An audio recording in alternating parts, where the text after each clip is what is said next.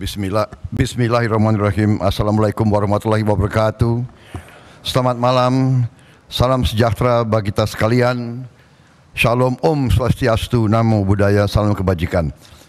Yang saya hormati, yang saya banggakan, Ketua KPK Bapak Nawawi Pamulanggo beserta seluruh Dewan Pengawas dan pimpinan KPK, Ketua KPU Bapak Hashim Asyari atau yang mewakilinya, Ketua Bawaslu Bapak Rahmat Bagja, Ketua DKPP Bapak Hedi Lugito, Bapak Febri Adriansyah, Jampitsus mewakili Jaksa Agung, Komjen Polisi Wahyu Widada, Kabar Reskrim mewakili Kapolri, pasangan calon Presiden Wakil Presiden 01 Bapak Anies Baswedan dan Bapak Muhaimin Iskandar yang saya hormati, pasangan calon Presiden dan Wakil Presiden 03 Bapak Ganjar Pranowo dan Profesor Mahfud MD yang saya hormati. Kita telah kumpul di tempat yang baik ini untuk membahas masalah korupsi. Dan saya kira kita semua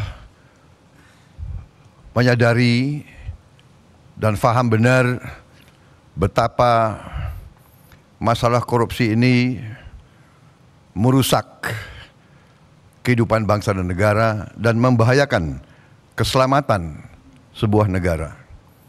Negara-negara yang dikatakan gagal sebagian besar adalah karena tidak mampu mengendalikan, mitigasi ataupun menghilangkan korupsi. Justru yang tadi disampaikan oleh pimpinan KPK benar-benar relevan. Kita faham justru negara seperti kita yang hidupnya banyak sekali tergantung sumber daya alam, disitulah terjadi praktek-praktek korupsi yang sangat mengganggu kelangsungan hidup suatu bangsa. Semua upaya yang sudah disampaikan oleh KPK harus kita dukung.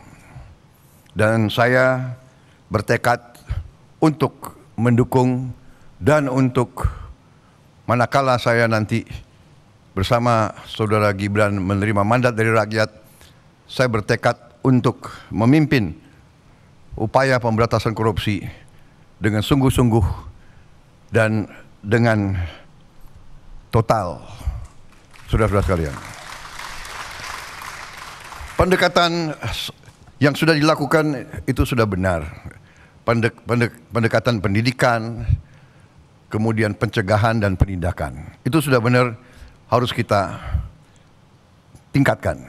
Tetapi saya memandangnya dari segi sistemik, dari segi realisme. Jadi menurut pandangan saya, kita harus dengan secara realistis mengatur kualitas hidup semua pengambil keputusan yang mengendalikan roda pemerintahan, terutama yang memegang anggaran besar. Kualitas hidupnya ini harus dijamin dan diperbaiki. Contoh, hakim di negara-negara yang maju yang harus kita pelajari, hakim-hakim, apalagi hakim tertinggi, hakim agung, itu dijamin jabatannya seumur hidup. Dia hanya bisa berhenti apabila dia sakit, dia minta berhenti atau dia meninggal. Itu di Amerika, itu di Inggris. Kemudian kenapa? Pilek nih. Untuk redakan gejala pilek, cepat minum di. Ketua Mahkamah Agung adalah pejabat negara yang gajinya tertinggi. kediaman resminya lebih besar atau lebih besar dari Perdana Menteri. Itu di Inggris. Hakim-hakim itu dijamin penghasilannya begitu besar sehingga bisa dikatakan dia tidak ada insentif untuk korupsi sama sekali. Ini yang saya anggap pendekatan sistemik dan pendekatan realistis. Pejabat-pejabat yang memegang anggaran besar, kualitas hidupnya dan penghasilannya harus sesuai. Sekarang direksi perusahaan swasta, bahkan perusahaan BUMN, gajinya jauh lebih besar dari Panglima TNI, dari dirjen-dirjen, dari menteri-menteri yang memegang anggaran negara yang triliunan. Ini saya kira harus kita mendekatinya secara realistis.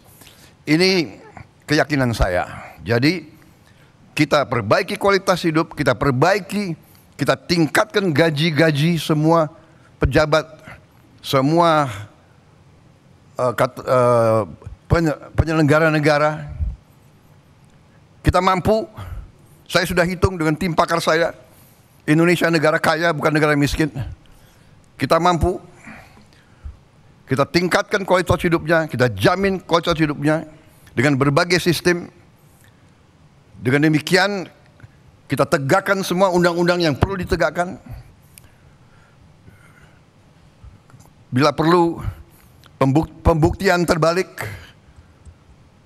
tidak perlu kita tunggu delik pengaduan, tetapi seorang pejabat yang mau menjabat jabatan penting harus transparan, harus bisa dilihat. Karena itu saya sangat dukung LHKPN untuk ditegakkan dan diberi sanksi manakala LHKPN itu tidak jujur. Semua kekayaan harus dilaporkan. Jadi intinya demikian, pendekatan secara realistis, sistemik. Kita perbaiki kualitas hidup, kita jamin kualitas hidup sehingga tidak terjadi suatu hal yang tidak masuk akal. Sebagai contoh, pejabat yang mengendalikan anggaran kontrak-kontrak besar itu diperlakukan sama dengan pejabat yang tidak punya tanggung jawab sebesar itu. Ini saya melihat sehari-hari di lingkungan tanggung jawab saya. Di Kementerian Pertahanan ada pejabat yang mengendalikan triliunan dalam kontrak-kontrak. Pangkatnya sama dengan pejabat yang kerjanya rutin. Ini saya ajukan sudah 2-3 tahun untuk jabatannya dinaikkan, mungkin tidak dari segi gaji, tapi dari segi penghormatan. Saya mau usulkan pejabat-pejabat di Kementerian Pertahanan yang mengendalikan anggaran begitu besar diberi bintang 3. Tapi sampai sekarang ya mungkin birokrasi dan sebagainya masih belum tembus. Itu pertama, jadi sistemik pendekatan. Yang kedua menurut saya adalah kehendak politik, political will. Tadi saya sependapat dengan Pak Anies tadi, harus dari atas. Political will, kehendak politik. Kehendak politik untuk menegakkan pemberantasan korupsi. Dan Ingarso Sungtolodo memberi contoh. Pengalaman saya di tentara, kalau pemimpin memberi contoh yang jelek, anak buahnya lebih jelek lagi. Jadi kita selalu harus memimpin dengan contoh, memimpin dari depan, transparan, dan kita harus selalu menegakkan walaupun mungkin berat.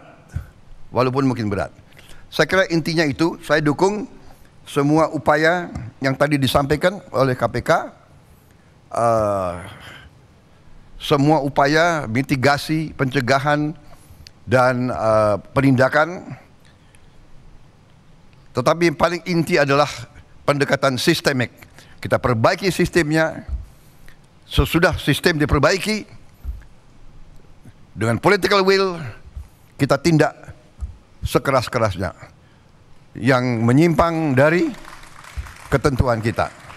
Korupsi adalah yang bisa merusak Indonesia, bisa gagalkan Indonesia untuk dengan cepat meningkat menjadi negara maju. Dan itu yang kita inginkan dan itu yang bisa kita capai.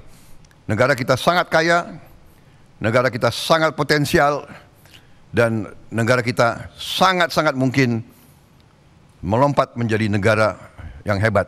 Terima kasih. Wassalamualaikum warahmatullahi wabarakatuh. Terima kasih.